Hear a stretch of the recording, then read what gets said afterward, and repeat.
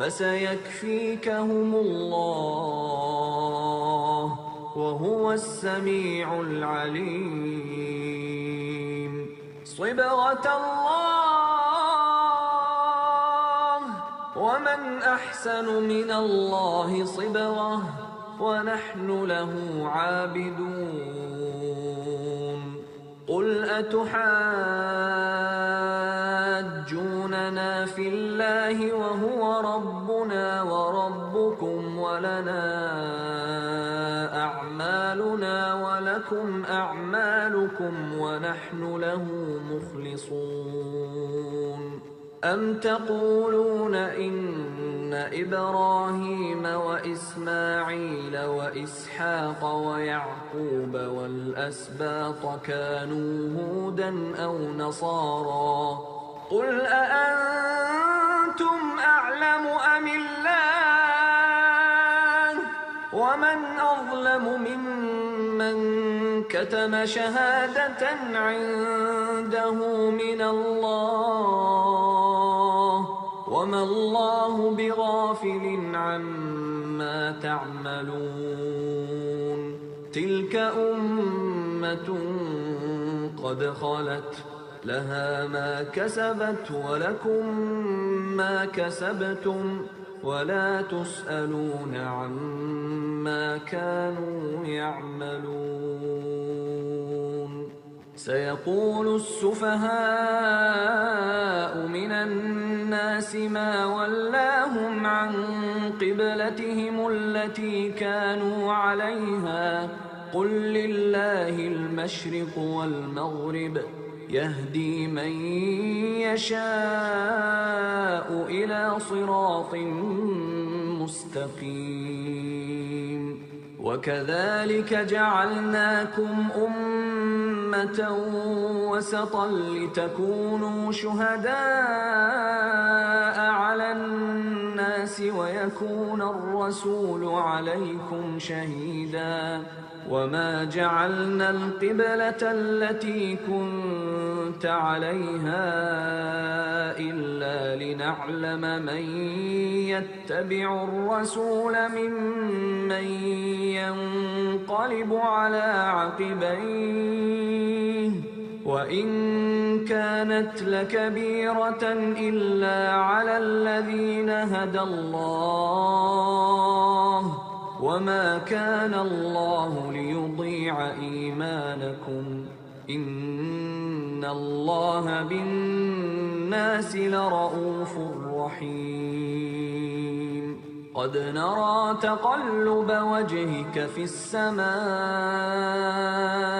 فلنولينك قبلة ترضاها فول وجهك شطر المسجد الحرام وحيث ما كنتم فولوا وجوهكم شطره وإن الذين أوتوا الكتاب ليعلمون أنه الحق من ربهم وما الله بغافل عما يعملون. ولئن أتيت الذين أوتوا الكتاب بكل آية ما تبعوا قبلتك وما أنت بتابع قبلتهم وما بعضهم بتابع قبلة بعض ولئن اتبعت أهواءهم من بعد ما جاءك من العلم إنك إذا لمن الظالمين. Салам алейкум, уважаемые наши гости, братья, сестры. Мы приглашаем вас занять свои места. Мы будем начинать через несколько минут.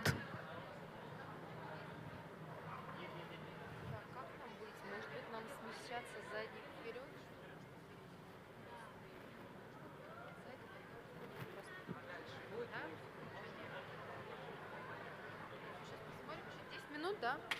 20 начнете? Вообще нас уже вообще это правильно, у них карта через...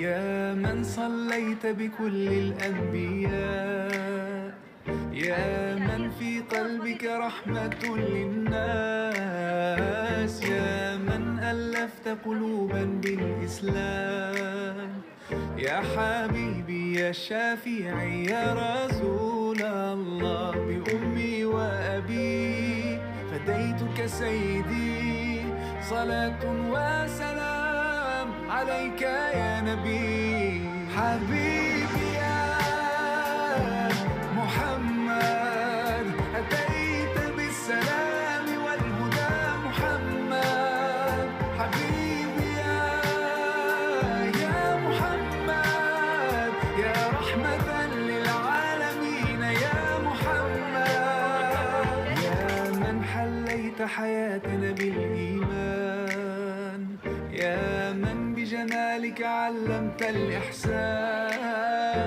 يا من نورت قلوبنا بالقرآن، يا حبيبي يا شافعي يا رسول الله، بأمي وأبي فديتك سيدي، صلاة وسلام عليك يا نبي.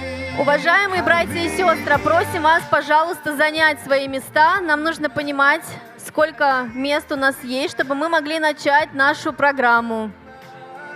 حبيبي يا محمد يا رحمة للعالمين يا محمد، صلى الله على خاتم الأنبياء Нам надо по-хорошему через 5 минут начать.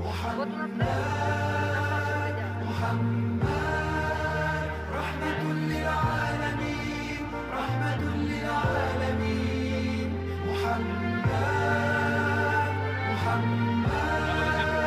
رحمة للعالمين، رحمة للعالمين، محمد، رحمة للعالمين، رحمة للعالمين.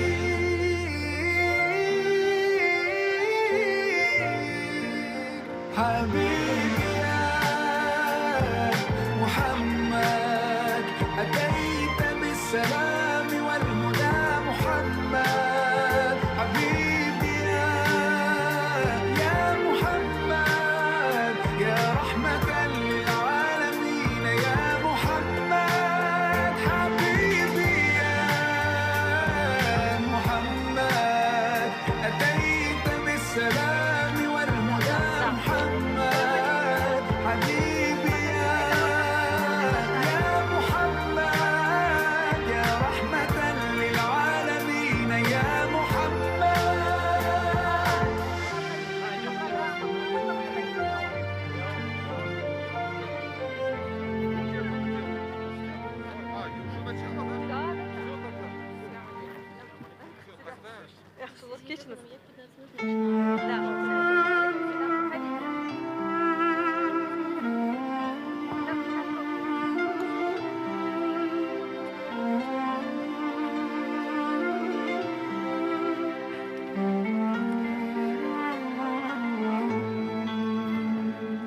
You lift me up high, you spread my wings and fly me to the sky. I feel so alive, it's like my soul thrives in your light. But how I wish you'd be here with me all year around.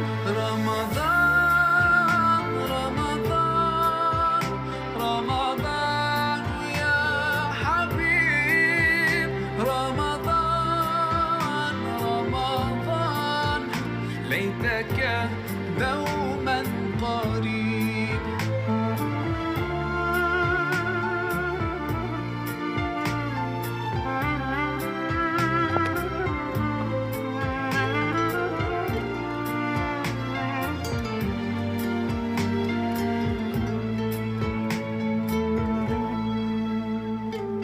Love is everywhere, so much peace fills up the air. Quran. I feel it inside of me, strengthening my iman. But how I wish you'd be here with me all year around. Ramadan, Ramadan, Ramadan, ya Habib. Ramadan, Ramadan, ليتك دوما قريب.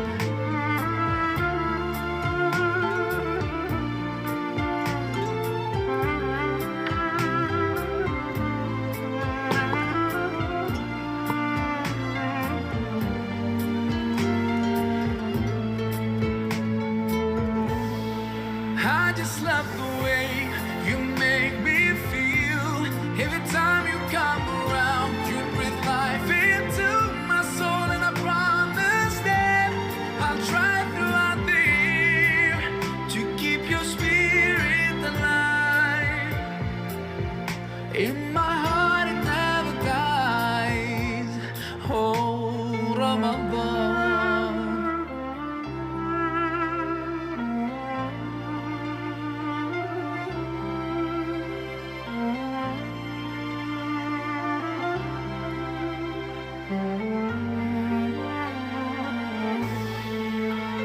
Ramadan, Ramadan, Ramadan, ya Habib.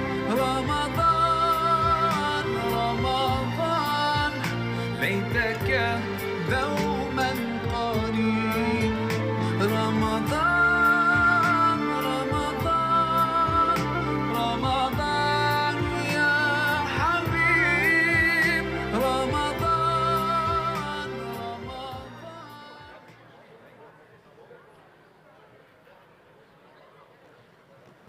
Ассаляму алейкум.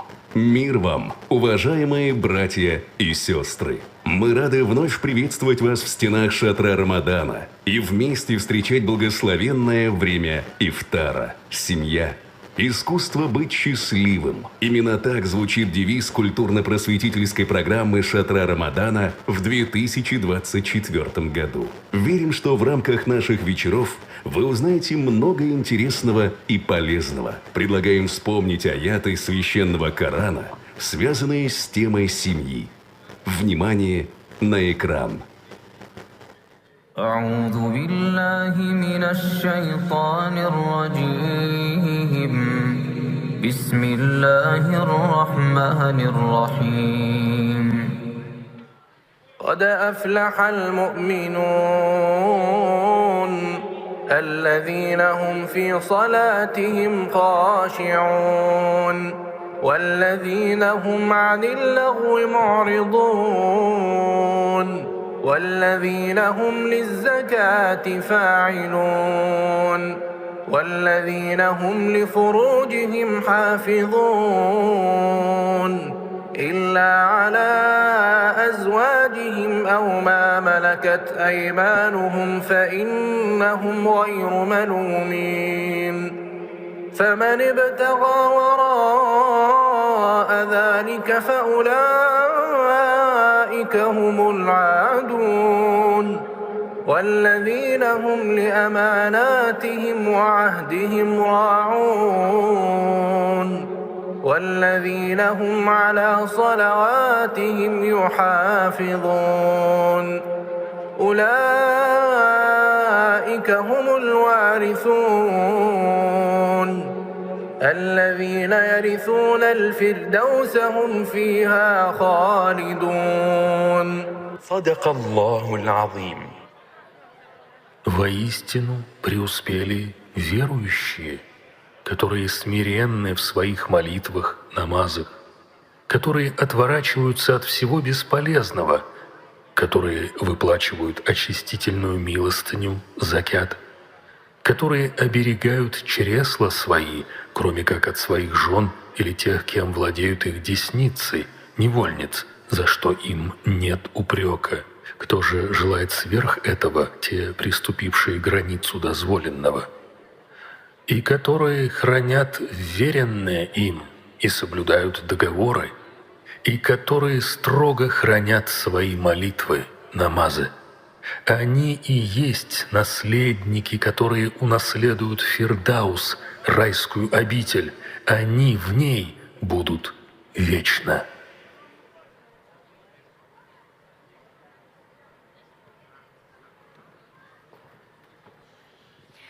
Селям алейкум, достлар, урметли ватандашлар, вельбетте урметли мусафирлер.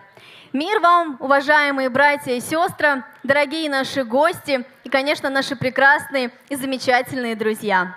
Мы рады приветствовать вас в стенах шатра Рамадана, в Доме дружбы, который традиционно объединяет людей разных национальностей, разных конфессий и представителей десятки регионов нашей необъятной страны и даже представителей других стран.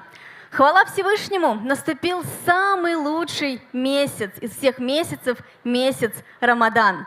Для нас, для крымских татар, большая радость быть первыми из республик и общин, которые начинают добрую ежегодную традицию шатра Рамадана и проводят здесь вечер крымских татар. Уважаемые гости, уже по доброй традиции ведется прямая трансляция на шатра Рамадана на официальном YouTube-канале Дум Москвы. Значит, нас смотрят представители не только города Москвы, не только России, а еще и соседних наших стран. Предлагаю тоже их поприветствовать. Ассаламу алейкум ва рахматуллахи ва баракятуху, уважаемые друзья. Также вы можете заметить, что в центре шатра стоит камера. Мы просим соблюдать тишину и стараться не ходить мимо этой камеры, потому что ведется трансляция, чтобы все смогли спокойно посмотреть наш сегодняшний замечательный вечер. Мы верим, что Всевышний поможет нам достойно провести эти 30 дней и сделает наши поклонения, дуа и добрые дела причиной заслужить Его милость и прощение. Да примет Аллах ваш пост, все ваши молитвы и милостыню. Как вы уже успели заметить, девизом шатра 2024 года стала фраза «Семья – искусство быть счастливым». А что же такое счастье? Легко ли быть счастливым? Или все же оно требует осознания некоторых истин?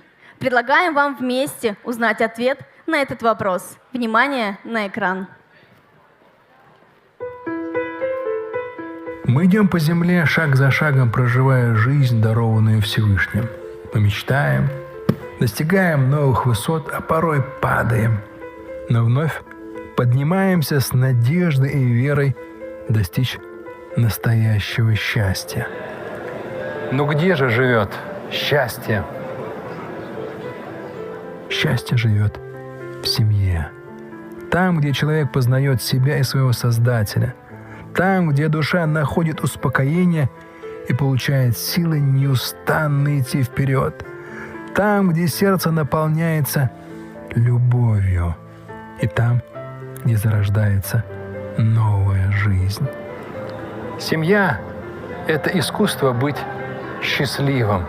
Счастливым в каждом новом дне, когда рядом те, кто тебя любит и уважает. В теплых объятиях мамы и добром взгляде отца, в поддержке любимых и улыбке детей. Настоящее счастье такое простое и земное. Оно в совместных намазах, играх с детьми и беседах за чашкой чая.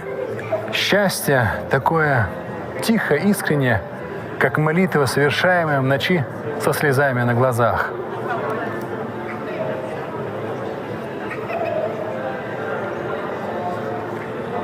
Пророк Мухаммад, алейхиссалату вассалям, это тот, кто, несмотря на множество испытаний, смог достичь ощущения абсолютного счастья. Он тот, кто является идеалом для подражания в отношениях с женами, родными, детьми и со всеми, кто его окружал. Сколько же тепла, трепета и мудрости кроется в его заботе о близких, справедливости к женам и безмерной любви к детям. Он тот, кто смог показать всю красоту ислама на примере своей семьи. Рамадан – лучшее время научиться искусству быть счастливым.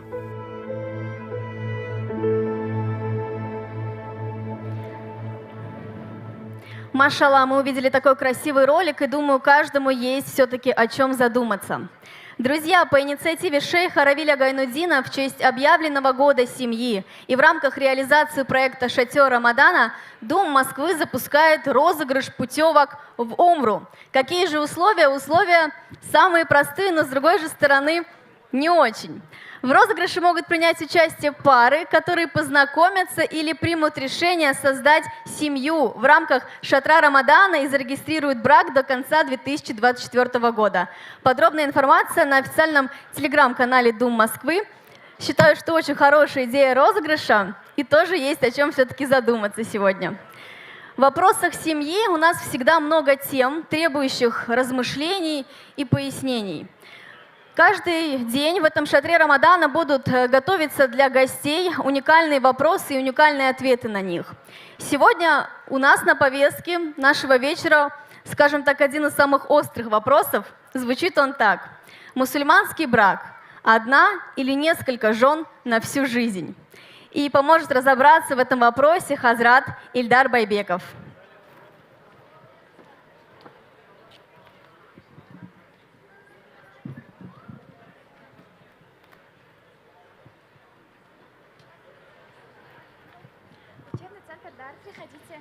الحمد لله رب العالمين حمدا ينبغي لجلال وجهه وعظيم سلطانه والصلاة والسلام على رسولنا محمد وعلى آله وأصحابه بسم الله الرحمن الرحيم ثم أما بعد Hürmetli kardeşlerim, dostlarım, din kardeşlerim, apalar, ablalar, Рамадан кутлу olsun. Пусть Рамадан будет благодатным, пусть Рамадан будет эффективным, насыщенным. И пусть Рамадан удержит нас, и мы удержим Рамадан. Аминь. Как вначале слушали аяты из суры 23, самое начало, для чего они были прочтены, как вы думаете? Никто не видел, правильно? Никто даже не знает, какие аяты читались. Эти аяты были выбраны специально для темы, для этой темы, как сделать правильный выбор или вообще нужно ли начинать семейную жизнь для кого-либо и нужна ли она кому-либо. И аяты говорят о неком идеале человека, который молится, который не является скупым, который помогает, который является верным супругу, супруге и так далее, и так далее, и так далее. И в итоге Аллах Та'аля говорит, они те, кто унаследует самую высшую степень рая Фирдаус. Вот эти вот люди. Естественно, здесь уже много тех людей, которые состоят в браке, у них дети. Но есть те, которые еще не сделали свой выбор, хотят сделать шаг.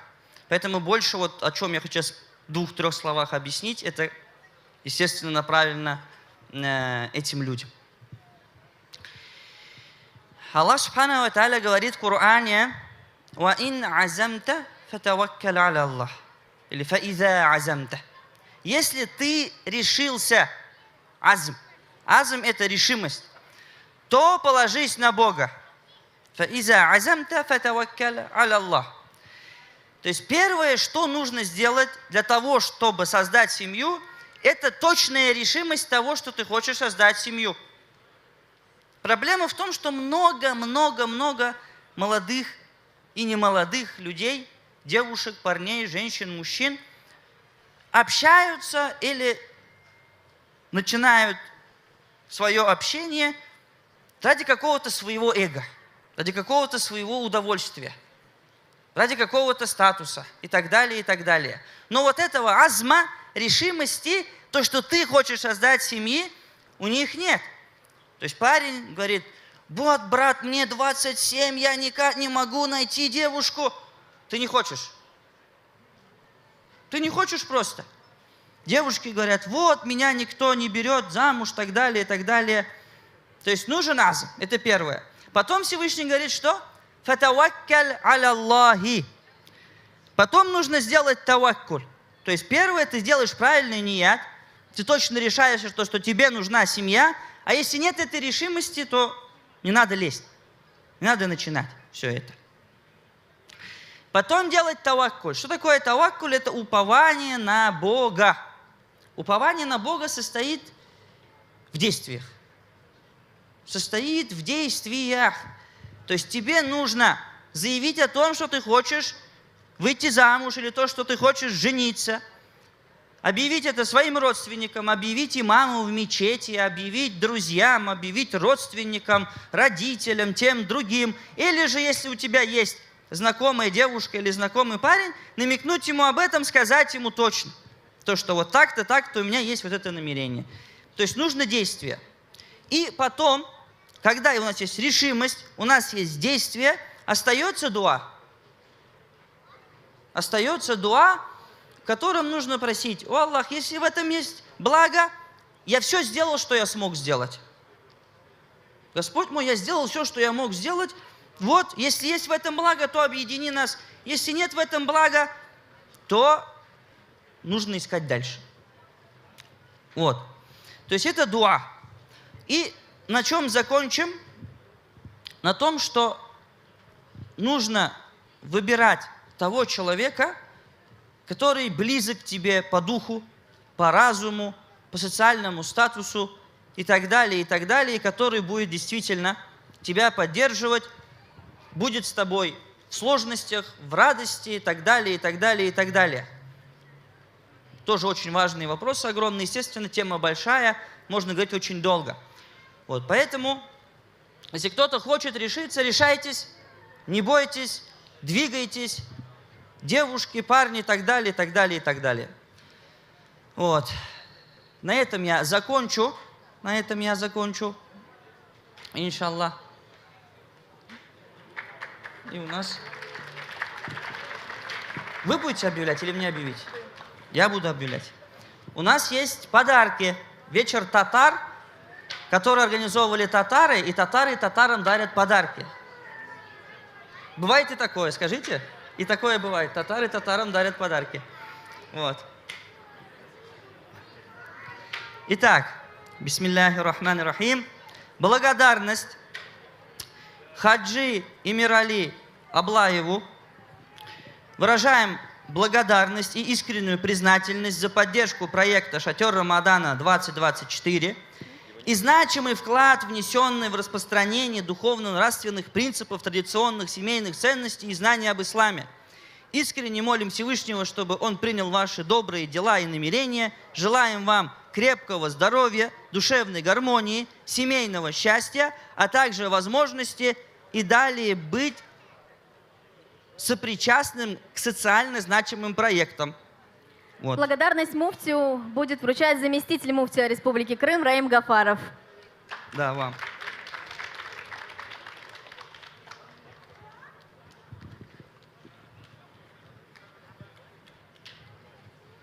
Бисмилля. Постойте, постойте. У нас есть такие небольшие вот презенты. Это духи. Фирменные духи Дум. Вот. И, естественно, здесь чуть-чуть маленькая реклама. Это у нас журналы детские и взрослые, Umma Kids и Umma Family, в которых очень много полезной информации как для взрослых, так и для детей. Это очень важно. Поэтому вот такие подарки вам от Дума РФ.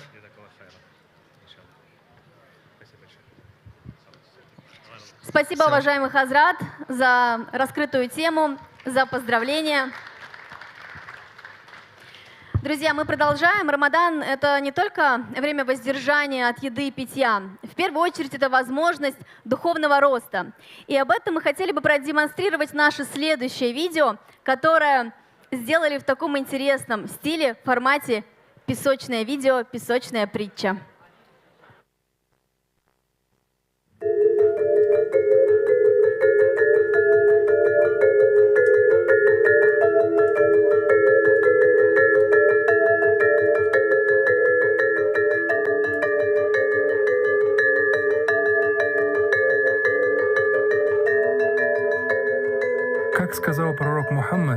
алейхиссалату вассалям, многие постящиеся не получат от своего поста ничего, кроме голода и жажды. Истинный пост – это не только отказ от еды и питья.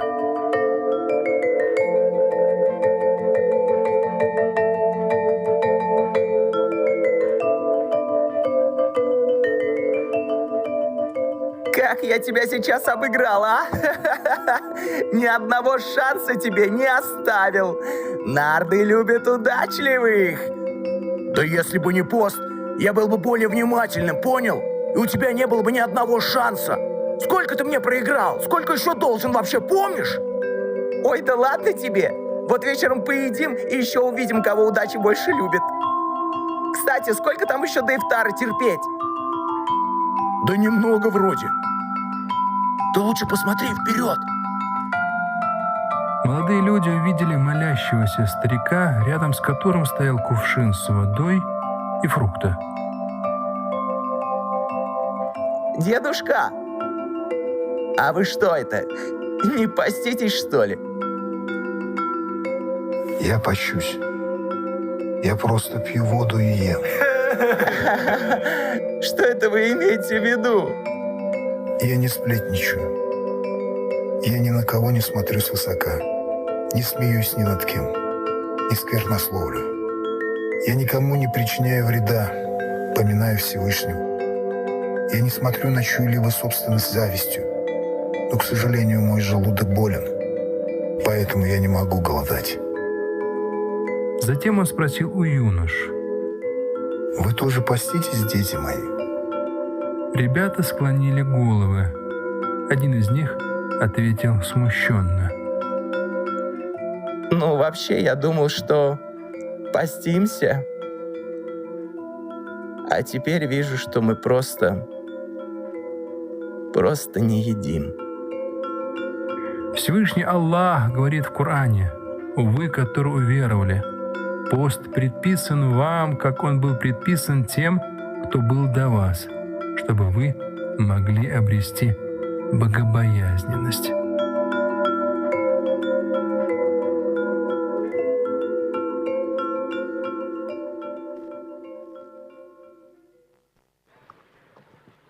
Уважаемые гости, мы просим обратить вас внимание на то, что в шатре представлена стойка благотворительного фонда «Закят», где вы можете узнать актуальную информацию о деятельности фонда, проектах и также о выплате закята, фитр и фидия садака. Также здесь расположена зона культурного центра «Дар», где можно узнать много интересного и принять участие в розыгрышах, которые организованы совместно Дум РФ и Советом улемов.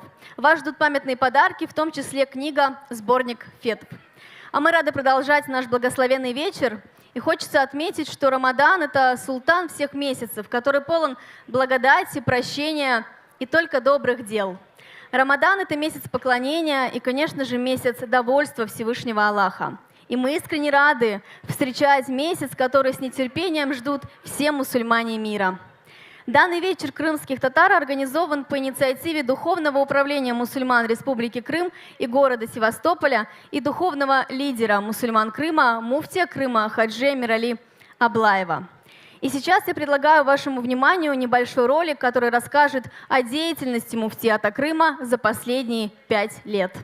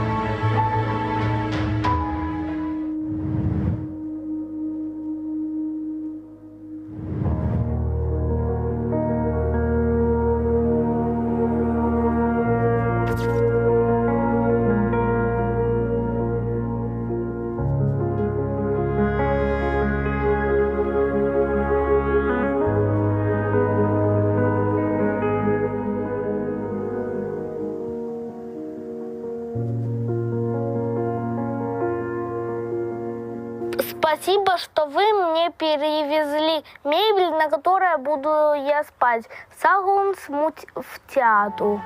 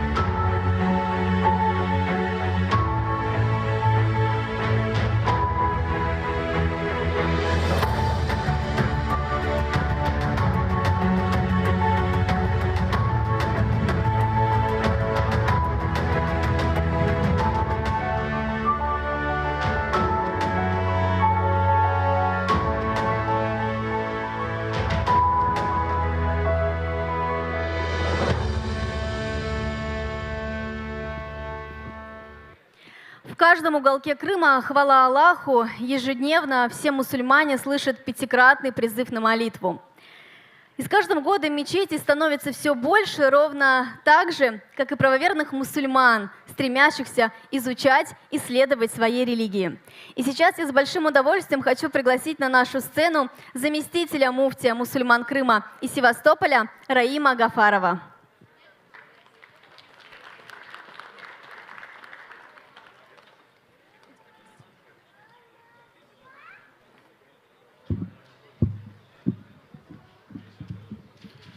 أعوذ بالله من الشيطان الرجيم بسم الله الرحمن الرحيم الحمد لله رب العالمين والصلاة والسلام على رسولنا محمد الأمين وعلى آله وأصحابه أجمعين رب اشرح لي صدري ويسر لي أمري واحلل عقدة من لساني يفقهوا قولي سبحانك لا علم لنا إلا ما علمتنا إنك أنت العليم الحكيم سبحانك لا فهم لنا إلا ما فهمتنا إنك أنت الجواد الكريم. Hurmatli ve saygılı dindaşlarım, vatandaşlarım, dindarımızın adından, muftimizin adından, Hacı Emir Ablayev'in adından cümlenizni kelgen Ramazan ayını hayırlayım. Allah-u Teala'nın rahmeti ve bereketi üzerinize olsun inşallah. Endi Hazreti Peygamberimizin sallallahu aleyhi ve sellem'in buyurgаны gibi orada tutkanların iki tane kuvvancı var. Birincisi mına şu iftar sofrasında, ikincisi Allah-u Teala'na barganız vakit. İnşallah Allah-u Teala iki cihanda da bizlerge bayram etmege, kuvvanmaga nasip eylesin inşallah. Endi sizin müsaadenizle Rus tiline geçeceğim. Айтқанларым herkes anlasın deyip. От имени Духовного управления мусульман Крыма, от имени муфтия Крыма Хаджи Эмира Аблаева хочу всех поприветствовать традиционным для мусульман приветствием «Ассаляму алейкум ва рахматуллахи ва баракату». Пожелать нам всем мира и блага, а также поздравить нас всех с долгожданным месяцем Рамазан. Это месяц, в котором открываются врата рая. Это месяц, когда наш мир наполняется милостью и прощением Всевышнего. Хочу поблагодарить, конечно же, и за идею организаторов этого шатра, потому что это очень важно. Мы говорим сегодня о семье, и я всегда повторяю, что какие мы разные не были, мы все как цветы, которые составляют большой красивый букет нашей страны. И вот эти мероприятия, все мы работаем для того, чтобы узы между нами были крепче. Мы одна большая семья, и мы должны делать все, чтобы этот букет всегда цвел под мирным небом. Кроме этого, говоря о семье, о традициях, наши предки учили нас так, говорили, что Рамазан — это как гость. Он приходит к нам на очень краткое время, и мы должны наилучшим образом его встретить. И когда приходят гости, когда их встречают, бывает три категории людей. Наши деды говорили так, что есть те люди, которые не рады Рамазану, которые не хотят этого гостя. Они хотят, чтобы он вообще к ним приходил. Это те люди, которые не держат пост. Есть те люди, которые встречают этого гостя, но хотят, чтобы он побыстрее ушел. Это те люди, которые держат пост, но при этом не понимают его истину. Но есть те люди, которые истинно понимают, что такое Рамазан, и всем сердцем радуются его приходу. И за это мы должны, иншаллах, пускай сделать Аллах нас из тех верующих, которые таким образом радуются Рамазану. Кроме этого, наш брат Хазрат очень много рассказал про семью. Я тоже хочу добавить уже одну такую тоже, скажем, да, мудрость наших предков. Они рассказывают такую историю, что однажды один молодой парень, его уже ничего не держало в этой жизни, хотел покончить с собой. И потом он пришел к одному ученому и спросил, что мне сделать для того, чтобы решить мою проблему. Он ему сказал: иди женись. Он говорит: да как? я себя не могу обеспечить, как еще кого-то возьму к себе на шею. Он говорит, если ты веришь мне, иди женись. И этот парень женится. Проходит некоторое время, у этого парня появляется свой бизнес, семья, дети. И он возвращается обратно к этому ученому и говорит, у меня, говорит, слава Богу, сейчас все хорошо, отлично, но я не пойму, в чем причина, как это случилось. Можете мне объяснить логику этих вещей? И тот ученый ему объяснял. Говорил, раньше, когда ты садился за стол, ты садился только со своим рызком, то есть со своим уделом, да, со своей благодатью. Но когда ты женился, уже стало 2 удела за столом. Когда у вас пошли дети, родились дети, стало больше благодати. И за это семья – это самая важная вещь, это спасение всего, и за это в нашей стране тоже этот год семьи. Когда я говорил о цветах, хочу такую вещь тоже добавить. То есть я принес сегодня вам большой селям от ваших братьев с Крыма. И получается, что вот у нас в Крыму тоже, вот вы видели, все расцветает. Не только из-за того, что пришла весна, из-за того, что тепло, а потому что и правда строятся дороги, строятся мечети, строятся садики, строятся много что делается в Крыму.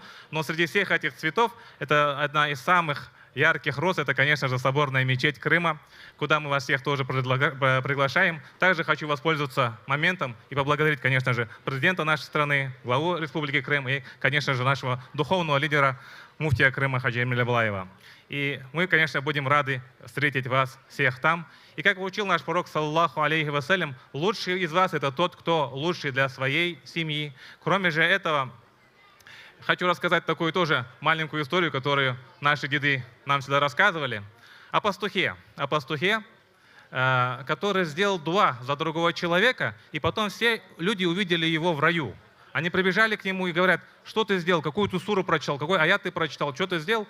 Он говорит, нет, я ничего такого не знаю, у меня нет религиозной грамотности, но при этом, кто бы ко мне ни приходил, я всегда его угощал и считал, что это пришли гости мне от Аллаха, от Всевышнего. И в этот раз, когда я отправил этого человека к нему, я сказал одни слова, я попросил, о Аллах, все, кто приходил ко мне, я знал, как будто это твои гости, так прими же этого человека, как моего гостя. Иншаллах, давайте будем гостить, будем укреплять наши семейные узы и будем всегда одной семьей. Я не буду забирать больше вашего времени. Спасибо, что сегодня вы делите наш ифтар вместе с нами. Джазакаллах хайр. Саухул Насраим Аджам. Сегодня в нашем зале много уважаемых гостей. Каждый из вас нам дорог и ценен. Но хотелось бы сейчас пригласить на эту сцену первого заместителя постоянного представителя Республики Крым при президенте Российской Федерации Соломенцева Михаила Юрьевича с приветственной речью.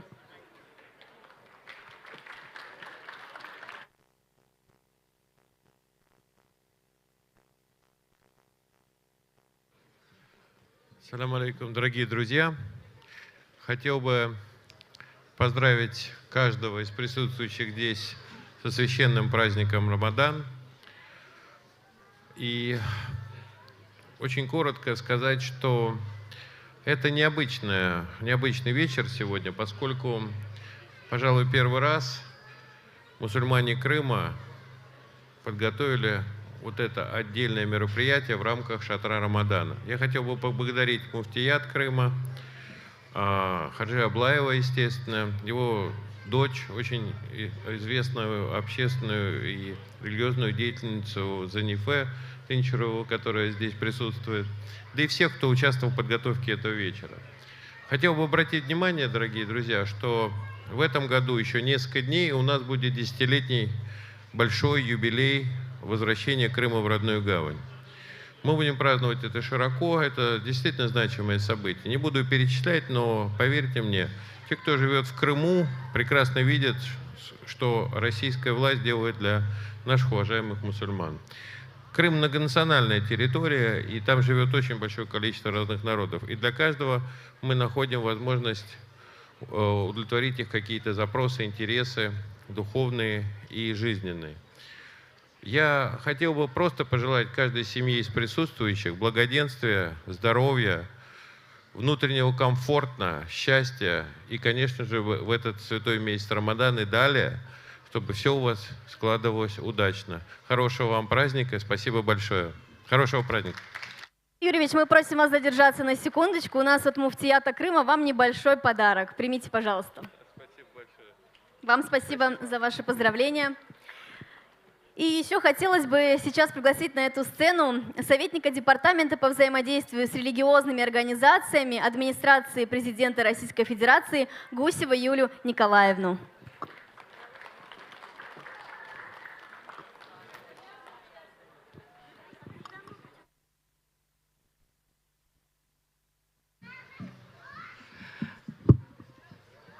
Добрый день, дорогие друзья. Очень приятно видеть здесь такое количество лиц, знакомых, родных уже во многом. Я хотела поздравить всех с наступившим благословенным месяцем Рамазан и выразить слова благодарности от себя лично, от своих коллег за тот огромный объем работы, который выполняет Духовное управление мусульман Республики Крым и города Севастополя. Мы видели сейчас ролик, в котором отражена, я так понимаю, только малая толика тех огромных усилий, которые предпринимаются для того, чтобы укрепить и крымско-татарскую общину, сохранить межконфессиональный и межнациональный мир. Мы все это видим, очень высоко оцениваем эти усилия.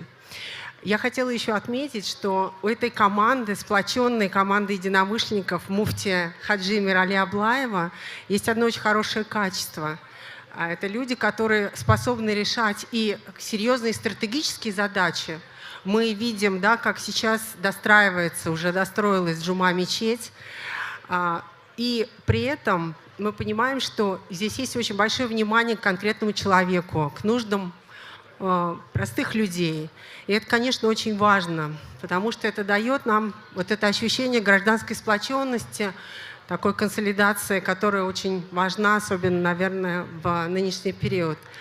И еще одна мысль мне как историку пришла в голову. В советское время витриной советского ислама было Среднеазиатское духовное управление мусульман, находящееся в Ташкенте.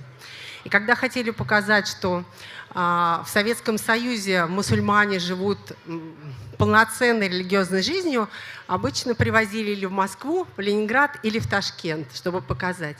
Мне кажется, во многом сейчас Крым – это витрина российского ислама, на которую обращены взоры не только единоверцев внутри страны нашей, но и из-за рубежа.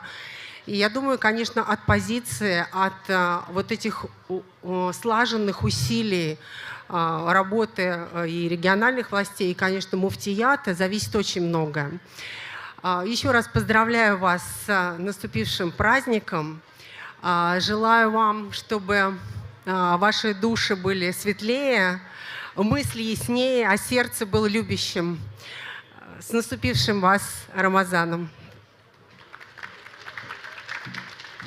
Большое, Юлия Николаевна, за поздравление вам тоже небольшой презент от муфтията. Дорогие друзья, было сегодня уже несколько раз озвучено, и все вы знаете, что тема Шатра Рамадан 2024 – это семья.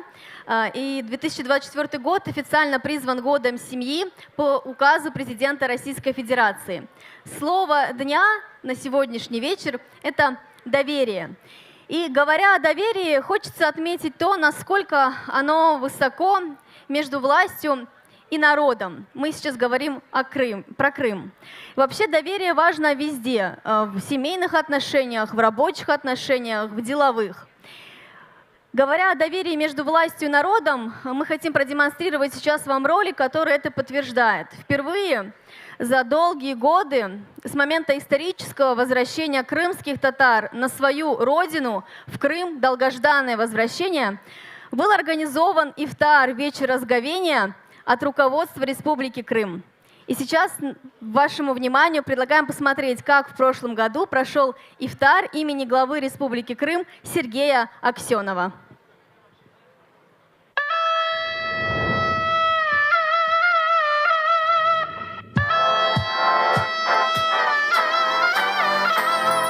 В Симферополе проходит масштабный ифтар главы Республики Крым Сергея Аксенова. Гости на месте, совсем скоро прозвучит азан, и все смогут приступить к вечернему разговению.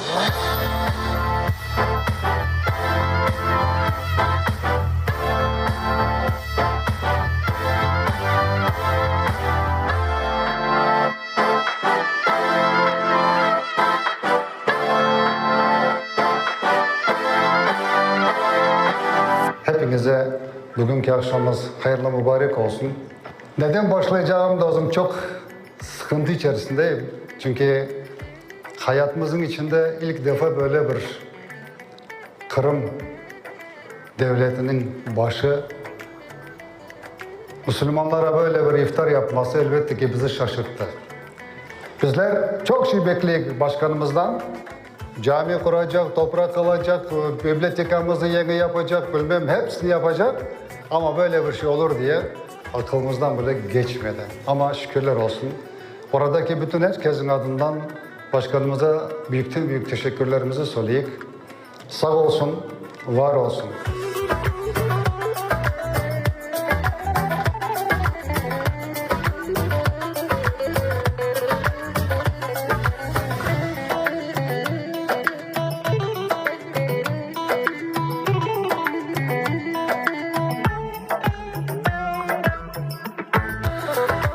За 9 лет с момента возвращения такого рода масштабный ифтар, тем более в месяц Рамадан, проводится при поддержке властей впервые. Хотели вот у вас поинтересоваться, откуда возникла инициатива порадовать всех крымских татар и организовать вечер разговения для всех крымских мусульман? На самом деле это вот Муфтибе инициатива, спасибо ему огромное. Очень много небезразличных людей, они мне просто подсказывают в данном случае. Я тоже, может быть, тонкости с точки зрения религии каждой, то есть каждое вероисповедание, может быть, не все знают, то есть но коллеги подсказывают, и вот я благодарен тому, что мы сегодня хороший вечер, я уверен, что у нас сегодня прошел. Вот, знаете, чувство единения, консолидации, чувство локтя, наверное, это самое дорогое, что формируется, чувство доверия друг к другу. Это есть, наверное, залог успешного развития, другого ничего нет. Для нас это очень ценно, очень вам благодарим. Поэтому с уважением, Муфтибею, с уважением, всегда спасибо огромное за все, что делается.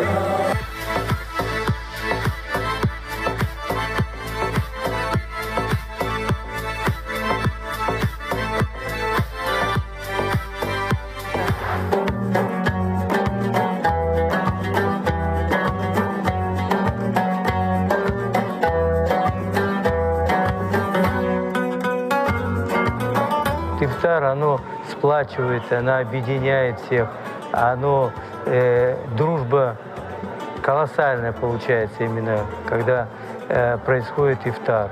Ифтар – это великое дело, и наши предки, мусульмане, вы сами знаете, они не просто так, они все с умом это все сделали.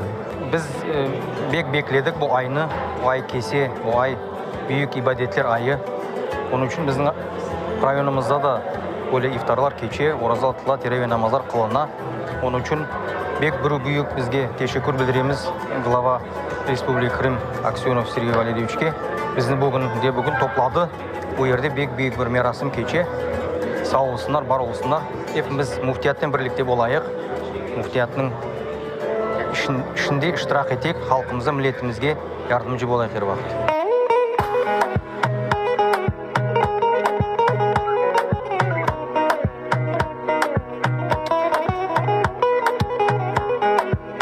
Такое масштабное мероприятие, как ифтар имени главы Республики Крым, проводится впервые. На ваш взгляд, что это дает всему крымско-татарскому народу? Мы видим, что Сергей Валерьевич, как мудрый руководитель нашего Крыма, объединяет всех мусульман, объединяет все народы, все религии. И чтобы в это непростое время для нашей страны мы совместно решали задачи, поставленные президентом, решали задачи, поставленные главой республики, и двигались во благо нашей страны.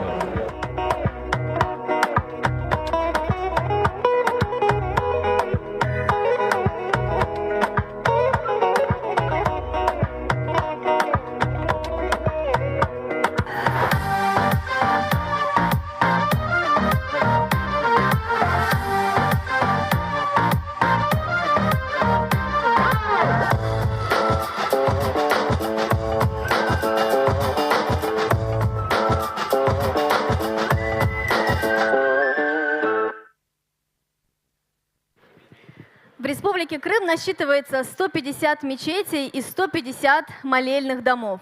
И слава Всевышнему Аллаху, мусульмане Крыма, крымские татары дождали события, о котором мечтали также с момента возвращения на свою родину. И говорю я о строительстве соборной мечети Крыма.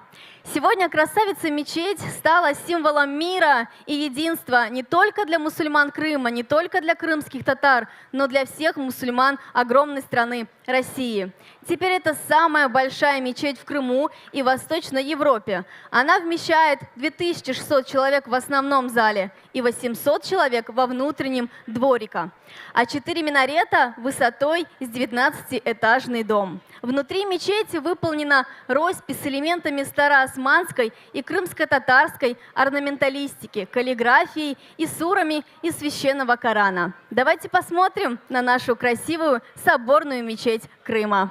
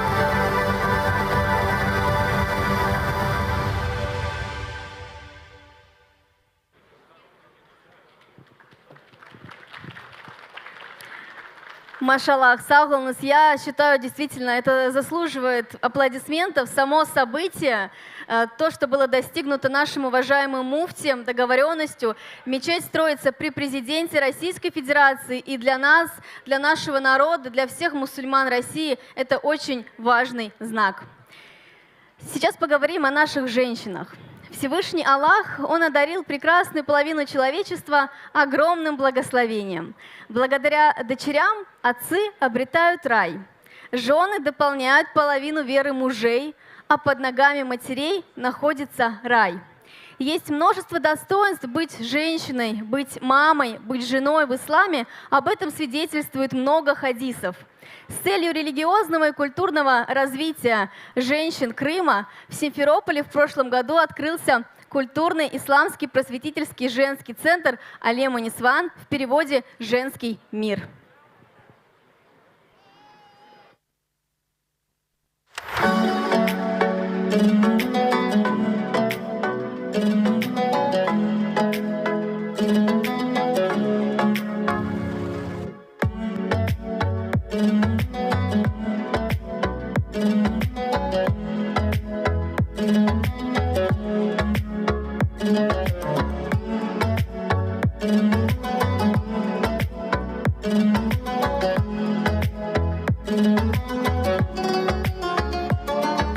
Сегодня достаточно значимое событие для всех женщин Крыма, для мусульманок, потому что сегодня мы открыли официально исламский культурно-просветительский женский центр Алема Нисван «Женский мир».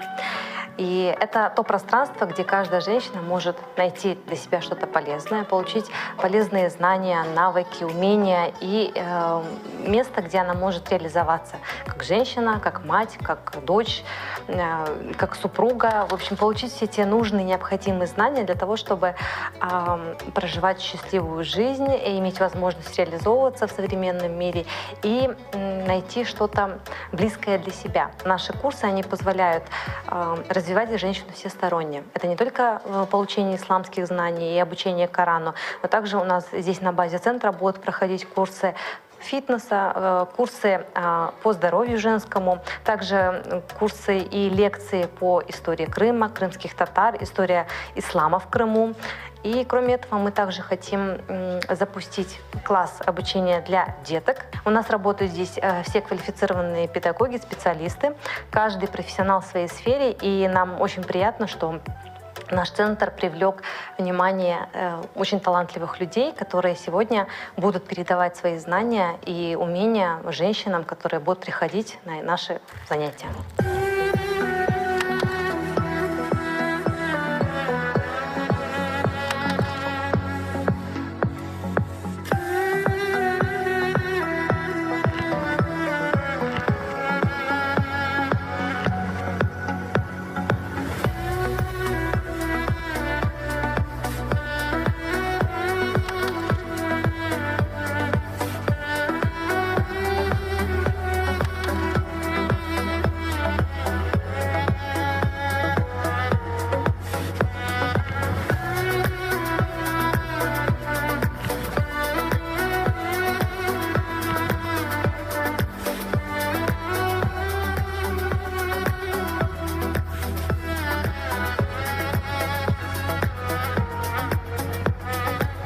Я считаю, такие мероприятия очень важны для женщин. Они помогают женщинам развиваться, узнавать что-то новое для себя.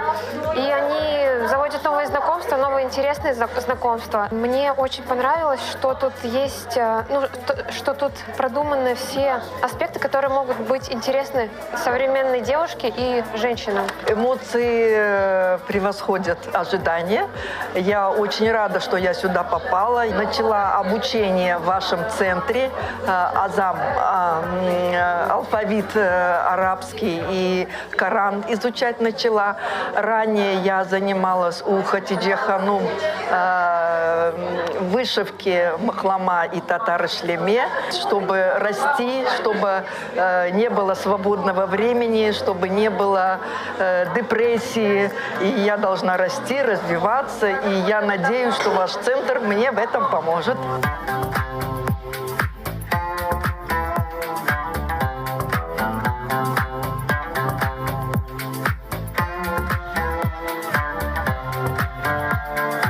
Нашим мамочкам и, например, дочерям важно развиваться, потому что они являются матерями, которые и будут являться мамами, которые будут воспитывать в будущем своих детей или в настоящем, и будут вносить вклад, во-первых, келеджикке, скажем так, да, в будущее. И развитие женщин здесь со всех сторон хорошо. И получается, женщина, которая обучается чему-то, вне зависимости от возраста, это придает ей уверенность. Я считаю, что каждая девушка должна посещать такие мероприятия. В этом центре есть много полезных курсов для всех женщин. Я вам рекомендую сюда записываться.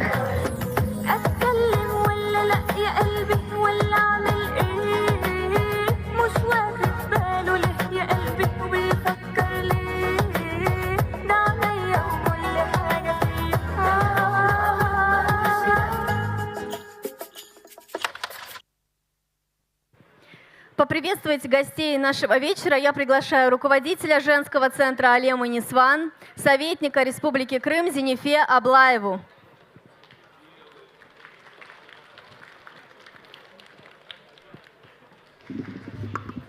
Спасибо. Селам алейкум, хош келдіңіз.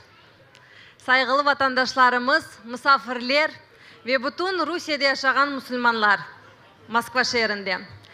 Добрый вечер, уважаемые наши гости, наши прекрасные соотечественники, крымские татары, которые проживают в Москве, наши уважаемые гости. Мы рады приветствовать вас сегодня на нашем вечере, культурном, религиозном вечере крымских татар.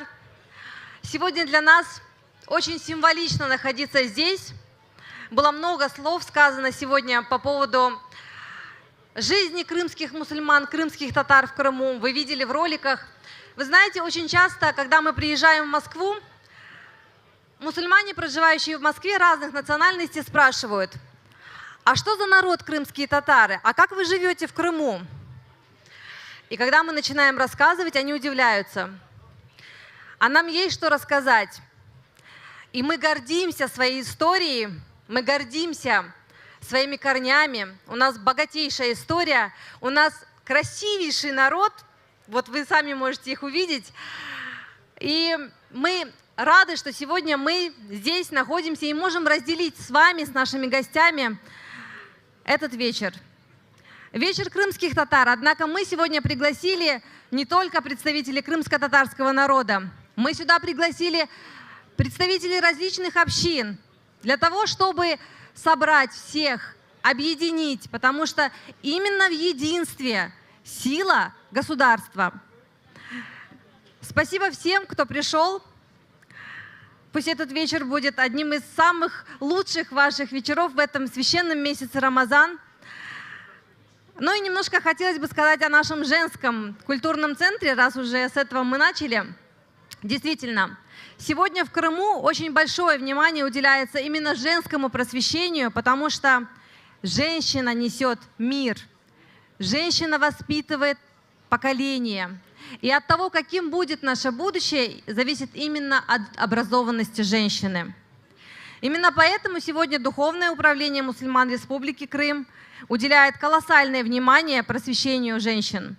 Сегодня у нас в каждой мечети, а их у нас более 300 по всему Крыму, не считая молельных домов, сегодня при каждой мечети у нас преподают женщины, обучают женщин и детей, обучают основам исламских знаний, своей культуре, традициям. И вот этот центр, он сегодня является объединяющим. Сегодня к нам в центр приходят представители не только крымских татар, не только женщины-мусульманки, приходят и женщины других национальностей. Мы для них проводим мастер-классы, знакомим с нашей культурой, традициями. И мы рады, что мы сегодня в Крыму имеем такую возможность развиваться на своей родной земле. Ну и, конечно, у нас здесь есть гости. Мы также хотели бы и от имени нашего муфтия вручить подарки. Эльвина, будьте добры, подарки. Уважаемые гости, мы, как уже сказали, уважаемые друзья, сегодня в зале у нас много гостей. Проходите, пожалуйста. Мы хотели бы вручить наш подарок от муфтията Крыма председателю Международной исламской миссии Пшихачеву Шафигу Ауесовичу. Шафик Ауесович, мы давно знакомы с Шафиком Ауесовичем, и для нас большая честь, что он сегодня посетил наш ифтар. Я бы хотела сказать несколько слов о подарках. Пожалуйста, пакет. Да. Я хотела бы показать сегодня, что мы привезли нашим гостям от имени муфтия. Это монета Исмаила Гаспринского, серебряная монета, которую мы заказывали в наш банк, РНКБ банк, и по нашему заказу, по нашему эскизу была выполнена работа, эта монета. На ней изображен наш великий просветитель Исмаил Гаспринский. Я думаю, что весь тюркский мир знаком с этим человеком. Это выдающийся человек. И мы... Это вам. Потому что я буду много говорить. Спасибо вам большое. Спасибо большое за то, что пришли на наш вечер. И следующий подарок. Мы очень рады, что наш вечер... На наш вечер пришел также наш уважаемый гость. Это посол Сирии в Российской Федерации Башар Джафари. Благодарим вас за то, что почтили нас, и преподносим небольшой презент от муфтията Крыма.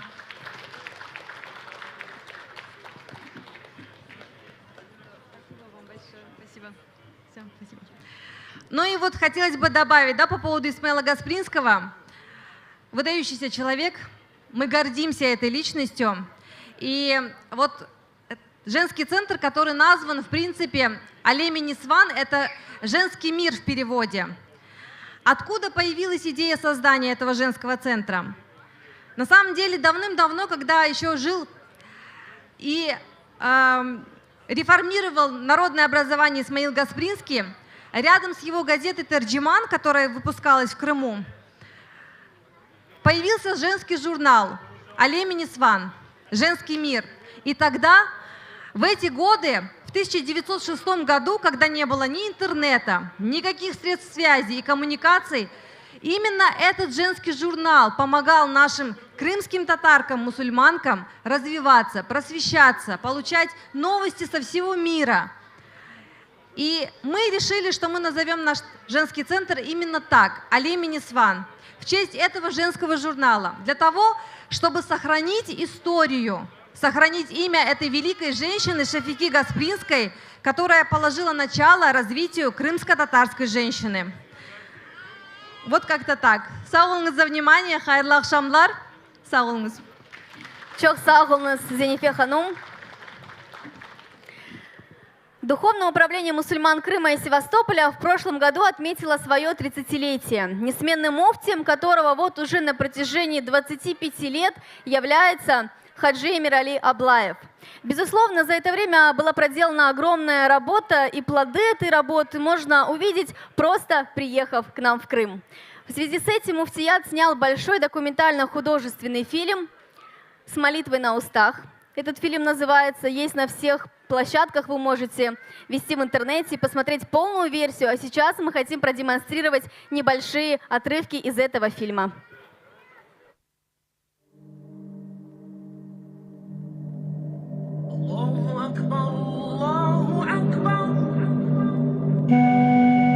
Жизнь – дар и благословение Всевышнего. В печали или в радости, во все времена и в любое время суток, поднимая руки вверх, мы просим помощи или благодарим Творца. Человек без веры бессилен. Без веры человек не может жить. Из маленького зернышка вера превращается в могучее дерево. И когда кажется, что выхода больше нет, верь в Аллаха. Он обязательно спасет.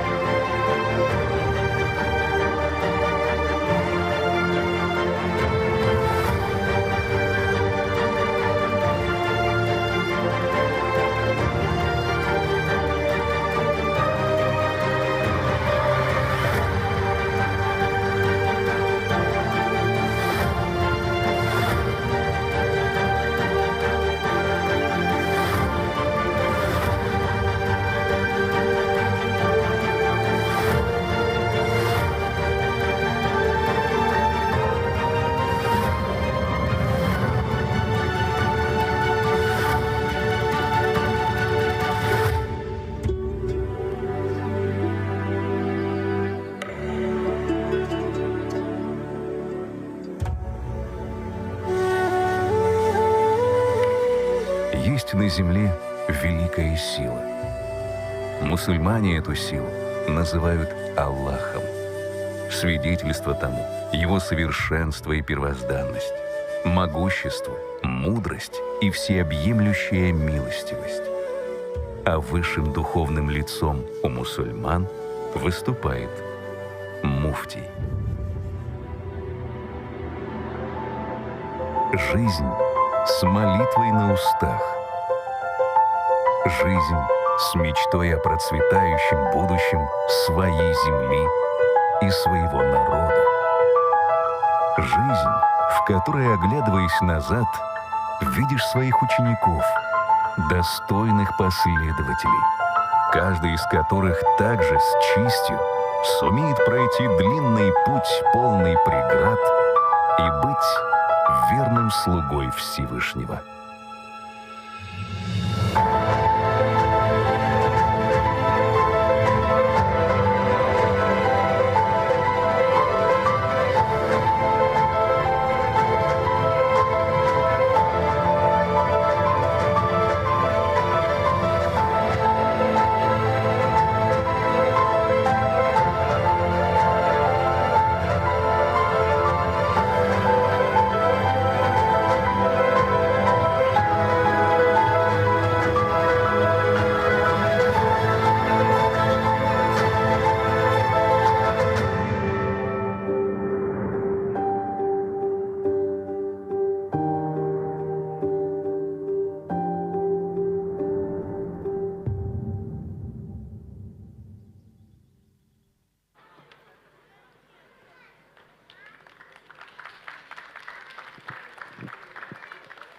Спасибо, друзья, за вашу оценку. Мы очень рады и благодарим вас. Только в семье, где правят любовь и взаимное уважение, могут формироваться личности с высокой нравственностью, которой и призывает ислам. Поэтому семья является ячейкой общества, тем строительным материалом, благодаря которому строится успешное общество. И с проповедью о семейных ценностях я хочу с радостью пригласить на эту сцену Хазрата Азиза Абдукадырова.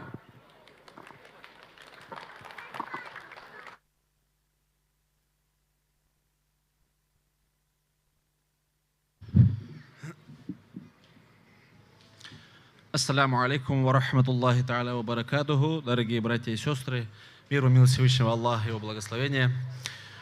Семья – это очень важно для нас.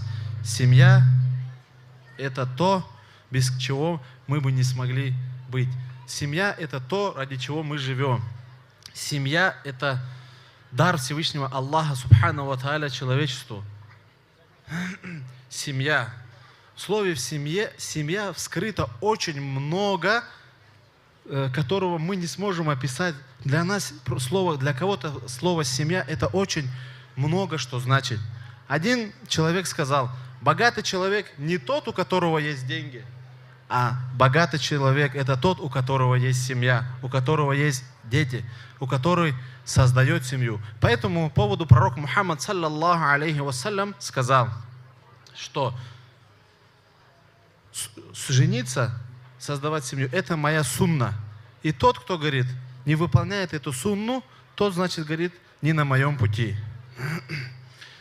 Дорогие братья, когда мы женимся, создаем брак, пророк Мухаммад, саллаллаху алейхи вассалям, очень радуется тому, что в его умме образовалась новая семья. Также потом, со временем, когда у нас появляются дети, пророк Мухаммад, саллаллаху алейхи вассалям, снова радуется, что его умма увеличивается. Для нас семья – это не только наши домочадцы. У нас, у крымских татар, семья – это весь Крым. Это весь Крым. Не только те крымские татары, которые живут в Крыму, но и за его пределами. Мы все это и есть семья. Поэтому, дорогие братья, вот у каждого здесь у нас среди нас присутствует очень множество разных диаспор, у них разные традиции, разные какие-то культуры. И вот наша задача прививать эти традиции, эту культуру своим детям. Потому что после того, как мы покинем этот мир, наше наследие будут продолжать кто? Наши дети. А сейчас, да, мы, родители, своим детям вкладываем вот эту частичку того, что после нас они продолжали это. Но в первую очередь, что мы должны? Мы должны научить своих детей религии ислама. Религии ислама мы должны научить своих детей. Когда в той семье, где будет ислам в порядке, в той семье и будет семья в порядке. В той семье, где будут ценить традицию, культуру, в той семье и будет порядок. Как один человек сказал, когда, говорит, у тебя есть семья, ты, говорит, можешь перевернуть горы, ты можешь, говорит, сделать невозможное. Но, говорит, когда, говорит, у тебя нету семьи, говорит, ты, говорит, ноль, ты ничего не сможешь сделать. Поэтому, дорогие братья, любите, как сказали, это год семьи, а я считаю, что у нас год семьи, он всегда, каждый год, от начала нашей жизни до конца смерти, это считается годом семьи. Поэтому любите себя, своих детей и прививайте им религию ислам. Джазак Аллаху хайран. Благодарим Хазрата за красивые и правильные верные слова.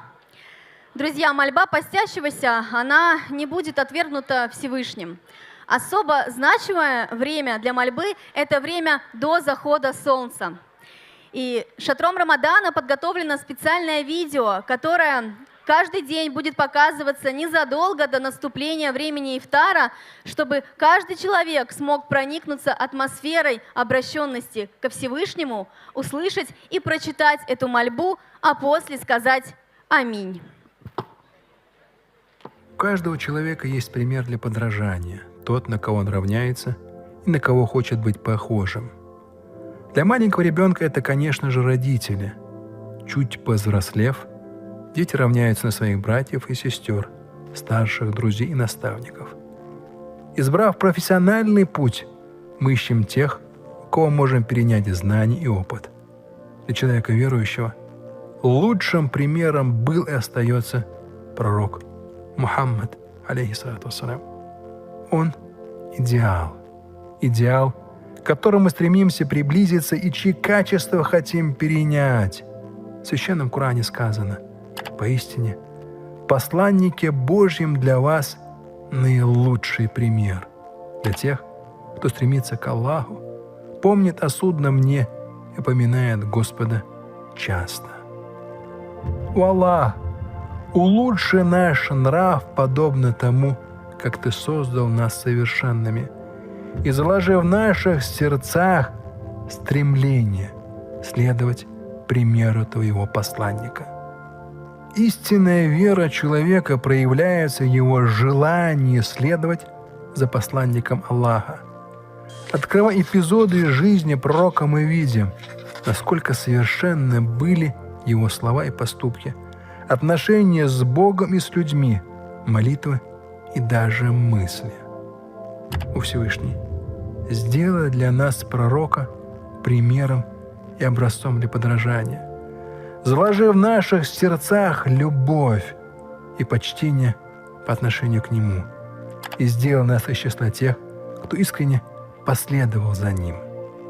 Благодаря бесценному наследию пророка мы обрели верный ориентир и понимание важнейших истин, в том числе, что семья — это райский уголок на земле, место, где душа обретает опору и поддержку, место, где два любящих сердца через познание себя и друг друга познают истинную любовь ко Всевышнему. Сколь поразителен пример Мухаммада, алейхиссалату вассалям, и Хадиджи. Посланник всегда проявлял к своей супруге чуткость и внимание. А Хадиджа, несмотря на трудности и невзгоды, оставалась тем, в ком посланник находил утешение и поддержку. В хадисе сказано: «А наилучшие из вас — это те, которые являются наилучшими к своим супругам, к своим семьям». О Аллах, помоги нам посредством любви друг к другу познать истинную любовь к Тебе. Сделай наш семейный союз благом и причиной вхождения в рай. О Всевышний, сделай так, чтобы семьи наши стали для нас местом утешения, покоя и умиротворения, где каждый сможет найти тепло и поддержку. Аллах, защити нас от людского зла, клеветы из глаза, и помоги нам стать достойными родителями для своих детей. Выполняя возложенную Всевышним миссию, пророку пришлось пройти через множество испытаний, в том числе через оскорбление, унижение, предательство, смерть близких. Но даже это не сломило его. Посланник продолжал нести миру добродетель и мягкосердечие. О Аллах, не подвергай нас испытаниям, которые мы не в силах будем пройти. Даруй нам стойкость духа и поддержку в лице наших родных и близких. О Всевышний, укрепи наши родственные узы, даруй милость и прощение нашим родителям, заложи в наших сердцах уважение и любовь друг к другу, дабы вместе идти по очерченному Тобой пути, быть благим примером для наших детей и последующих поколений. Высокий нрав пророка проявлялся даже в самых простых словах и поступках. Он был утешением для тех, кто опечален, маяком для заплутавших на жизненном пути, радостью для своих родных и близких. И вновь, вдохновившись его примером, мы взываем к Тебе, о Всевышний. О Аллах, даруй нам хорошее, благочестивое потомство. Поистину Ты, слышащий любую мольбу. О Создатель, пусть жены наши, мужья наши, а также дети явятся радостью наших очей. Всегда и даже после смерти пусть будут радовать нас своей верой и нравственностью, усердием на Твоем пути и богобоязненностью. Аллах, не лишай нас веры в Тебя и даруй свою милость на пути к Тебе. Уважаемые гости, остается совсем немного времени до ифтара. Скажите, какое прекрасное это время. Сразу все вокруг радуются, суетятся, готовят столы. Но, я думаю, не только у меня, а у многих мусульман, когда уже подходит время ифтара, совсем не хочется есть. Друзья, мы должны насыщаться этим месяцем Рамадана, мы должны восхвалять Всевышнего весь месяц Рамадана на протяжении всей своей жизни и радоваться, что, хвала Аллаху, мы дожили до этого месяца Рамадан. И сейчас в преддверии нашего эзана и времени открытия ифтара мы хотим продемонстрировать вам еще один ролик. Он будет о мире, ведь мы каждый день молимся о мире, о сохранении семей и жизней. И давайте посмотрим видео, посвященное молитвам во имя мира и благополучия.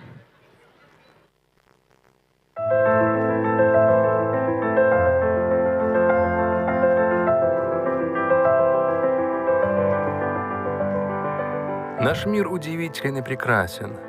Могучие горы, дремучие леса, бескрайние поля и таинственный подводный мир. Могущество и совершенство Всевышнего Аллаха во всем, в легком дуновении ветра, в капельках дождя и мерцаниях звезд. Душа человека не менее загадочна и прекрасна.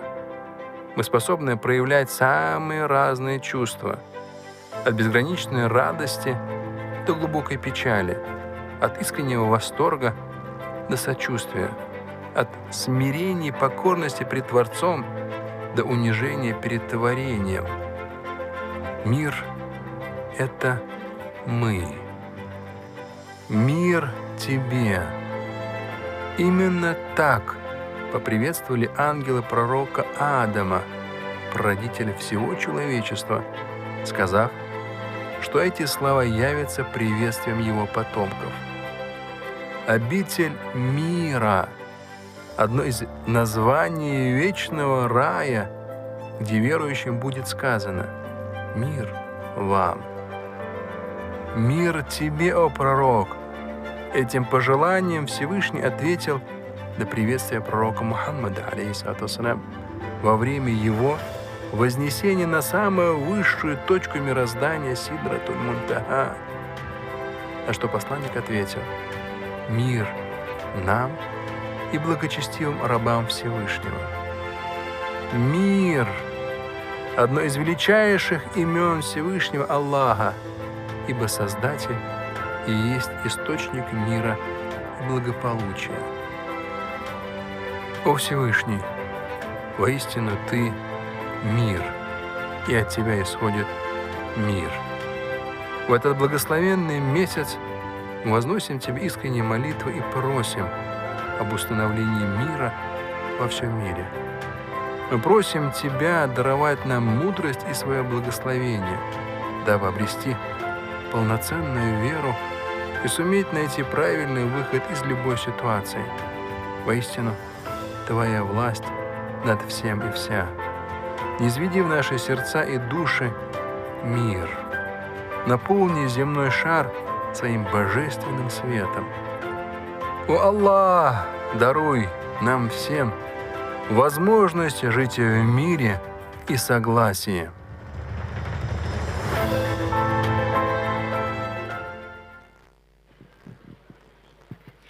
Друзья, солнце заходит за горизонт, а это значит, что наступило, хвала Аллаху, время ифтара. Мы хотим обратить внимание, что в шатре Рамадан есть зона с вкусным горячим кофе. Так что любители, которые так же, как и я, так же, как и все крымские татары, я думаю, особое чувство к этому напитку имеют, могут подойти после вкусного ифтара и насладиться чашечкой ароматного кофе. Ну а сейчас хочу пригласить Хазрата Азиза Абдукадырова для прочтения эзана.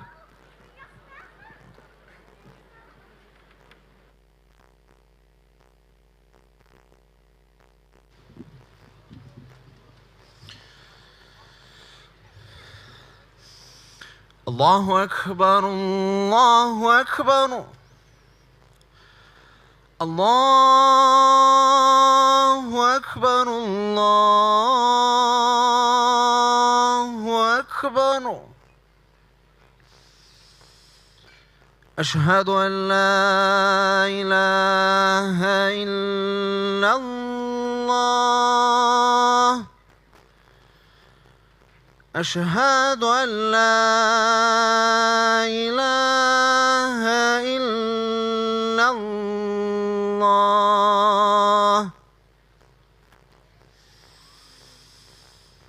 أشهد أن محمدا رسول الله أشهد أن محمدا رسول الله حي على الصلاة حي على الصلاة حي على الفلاح حي على الفلاح الله أكبر الله أكبر لا إله إلا الله آمين. اللهم رب هذه الدعوة التامة والصلاة القائمة آتي سيدنا محمد وسيلته والفضيلة ودرجته الرفيعة وباسق مقاما محمودا الذي وعدت وارزقنا شفاعته يوم القيامة إنك لا تحلف الميعاد برحمتك.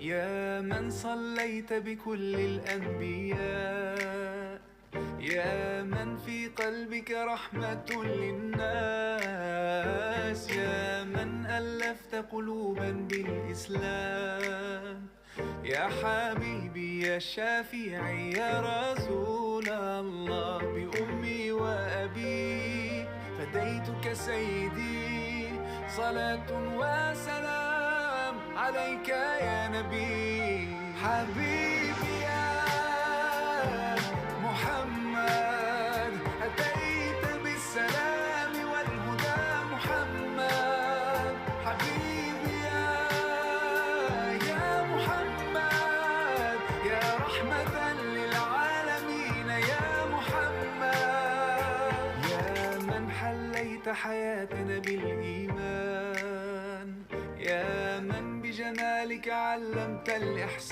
الإحسان يا من نورت قلوبنا بالقرآن يا حبيبي يا شافعي يا رسول الله بأمي وأبي فديتك سيدي صلاة وسلام عليك يا نبي حبيبي يا محمد أتيت بالسلام والهدى محمد حبيبي يا محمد يا رحمة للعالمين يا محمد صلى الله على خاتم الأنبياء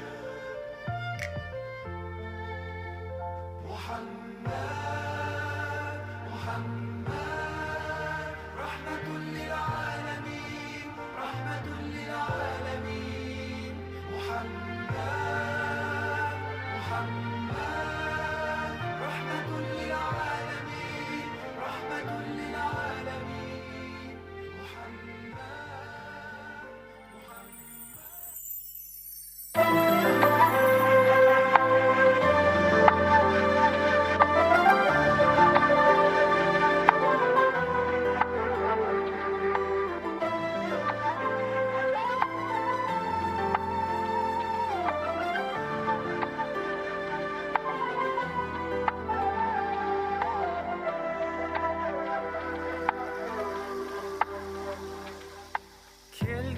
Ramazan geldi rahmet Muhammed ümmetine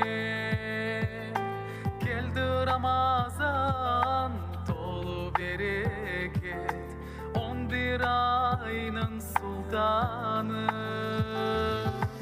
Allah'ın adın sen bu vakitte o razanı güzel edip tut İmanın olsun tek Allah'a cennet kapısı açılsın Ramazan selam Ramazan aylarının sultanı Ramazan Ramazan selam Ramazan hayırlı vakitsin Ramazan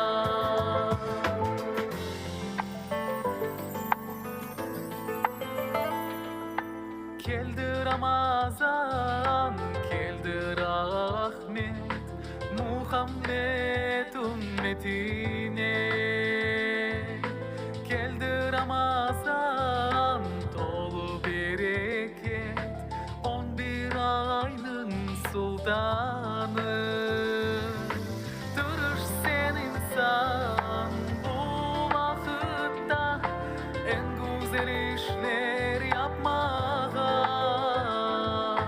yüreğin dolsun işançlen Allah'a Allah seni bağışlasın Ramazan selam Ramazan aylarının sultanı Ramazan Ramazan selam Ramazan hayırlı vakitsin Ramazan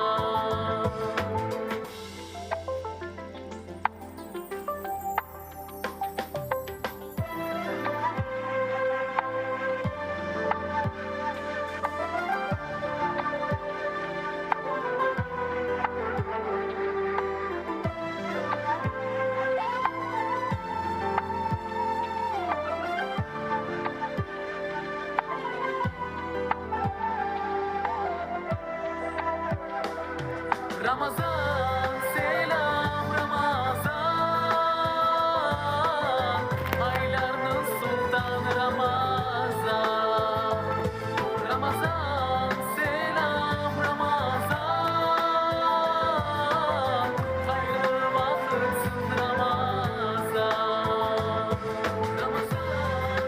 Ne kadar güzel Allah'a inanmak bütün nimetler tek Allah'tan Şükürün hayatını daima doldurmak Benim yüreğimdesin sen Allah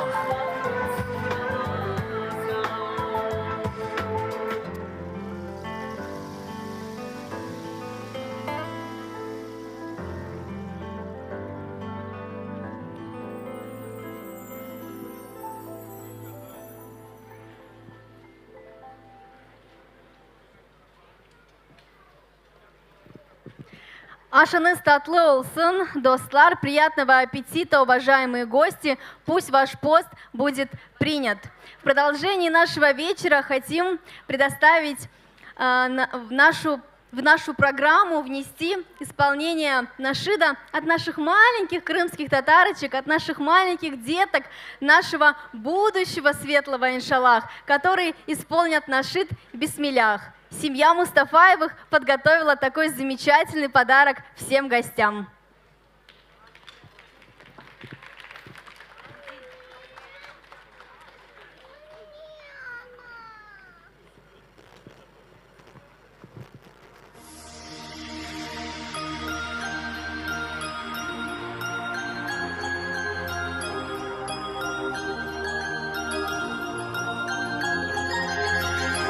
Бисмилля, бисмилля, с именем Твоим, Аллах. Бисмилля, бисмилля, начинаем каждый день. И снова новых дел произносим бисмилля. Омовение с бисмилля, перед едой бисмилля.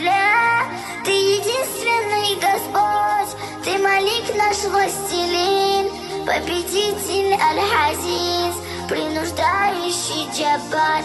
Бисмилля, бисмилля, с именем Твоим, Аллах. Бисмилля, бисмилля, начинаем каждый день. Бисмилля, бисмилля, с именем Твоим, Аллах.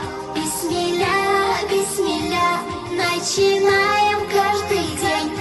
Просим милости Твоей, преклоняясь лишь Тебе, мы спешим к Тебе, Господь, начиная каждый день. Мир даруешь нам, Рахман, сохраняешь от невзгод, с именем Твоим, Аллах. Бисмилляхи, я Аллах. Бисмилля, бисмилля, с именем Твоим, Аллах. Бисмилля, бисмилля, начинаем каждый день. Бисмилля, бисмилля, с именем Твоим, Аллах. Бисмилля, бисмилля, начинаем каждый день. Все молитвы и мольбы начинаем с бисмилля. Все тревоги и печаль убирает бисмилля. Все величие Творца, совершенство бисмилля. Восхваление Творца начинаем с бисмилля. Бисмилля, бисмилля, с именем Твоим, Аллах. Бисмилля, бисмилля, начинаем каждый день. Бисмилля, бисмилля, с именем Твоим, Аллах.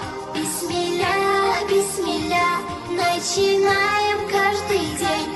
Милосердие Твое, покровительство свое, начинается ведь все с бисмилляхи, я Аллах. Призываем мы к Тебе, наш единственный Господь. Ты храни Всевышний нас, мы веряем всех Тебе. Бисмилля, бисмилля, с именем Твоим, Аллах. Бисмилля, бисмилля, начинаем каждый день. Бисмилля, бисмилля, с именем Твоим, Аллах.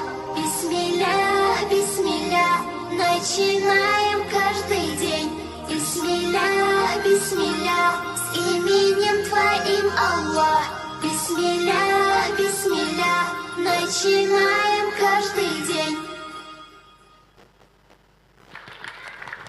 Бисмиллах, начинаем каждый день, чтоб шагать по жизни уверенно и смело.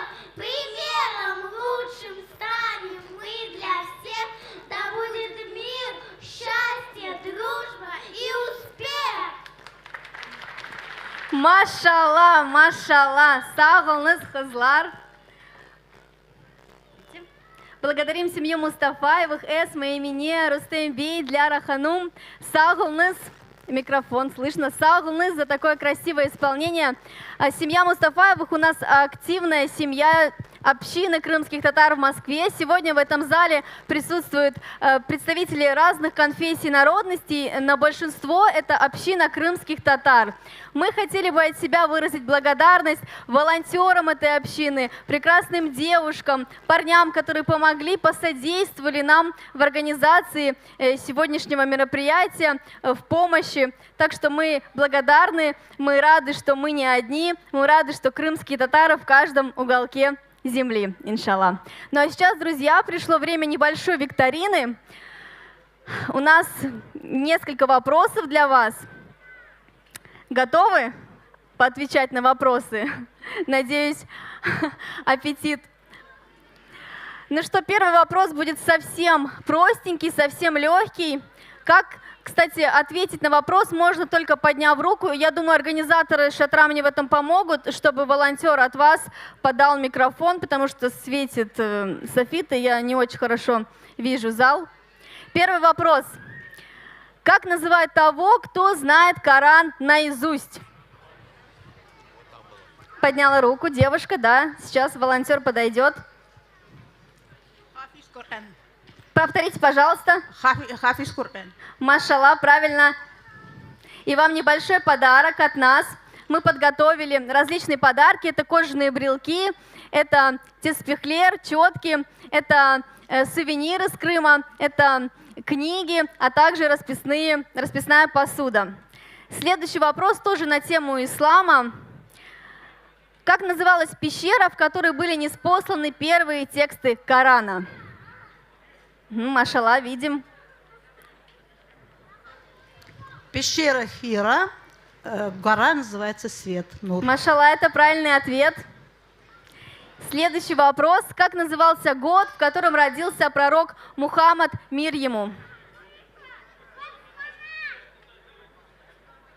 Машалла, давайте. Нет, как назывался год? Не город, а год. Машалла, год слона. Я думаю, можно дать 2 подарочка и сестренки заодно. С вопросов ислама чуть-чуть перейдем на исторические вопросы, касаемые крымских татар. И первый вопрос тоже легкий. Какой крымский хан основал в 1500 году Зынджирлы медресе? Видим руку.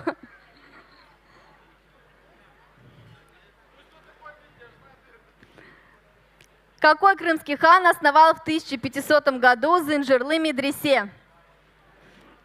Сюда микрофон. Сейчас вам микрофон, чтобы все слышали. Менгли Герай. Правильно, Менгли первый Герай основал Зынджирлы медресе.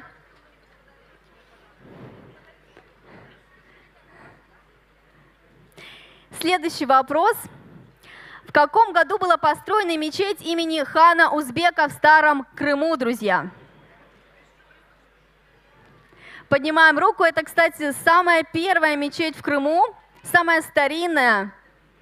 В каком году была построена? Рифат, ага, кажется, вы подняли руку. Да, Эвелина, можете подойти. 1314 год. Да, правильно, машалла. А какой архитектор построил мечеть Джума-Джами в Евпатории? Архитектор, очень известный, построил мечеть в Евпатории Джума-Джами. Правильно, волонтер. Мимар Синан. Видите, волонтер вас не увидел, но я думаю, Эвелина, можно вручить 2 подарка. А вот здесь молодой человек. Поднимите, пожалуйста, руку, чтобы наш волонтер вас увидела.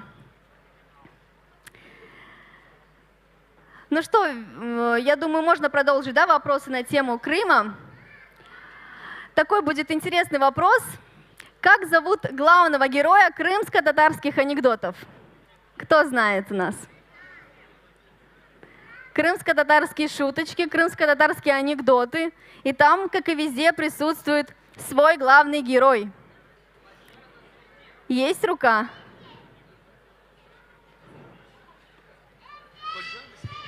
Худжан Насреддин.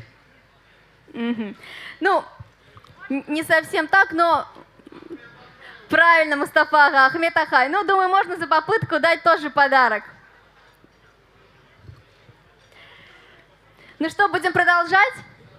На какую тему вас больше вопросов интересует? Ислам или же Крым, крымские татары? Ислам, да, слышу? Хорошо, давайте пару вопросов. Сколько лет было пророку Мухаммаду, когда он женился на Хатидже? Ну, вы уже отвечали. 25. Что за малышка такая у нас ответила? Эвелина, увидели вы? Ну, машалла. Радует, что дети знают историю своей религии. А кто первый сказал «Мир вам, милости Аллаха и Его благословений»? Кажется, легкий вопрос. Кто первый сказал «Мир вам, милости Аллаха и Его благословений»? Есть рука? А вот волонтер увидел. Угу. Хадича. Как? Хадича. Нет. Билол. Нет. Давайте дадим шанс кому-нибудь, может быть, еще. Ну ладно, машалла, давайте. Адам алейхиссалям. Машалла, это правильный ответ. Ну, друзья, и последний вопрос. Я думаю, это самый легкий вопрос, и каждый мусульманин должен знать. Перечислить 5 столпов ислама. Давайте. А вот уже нашли, да? Эвелина.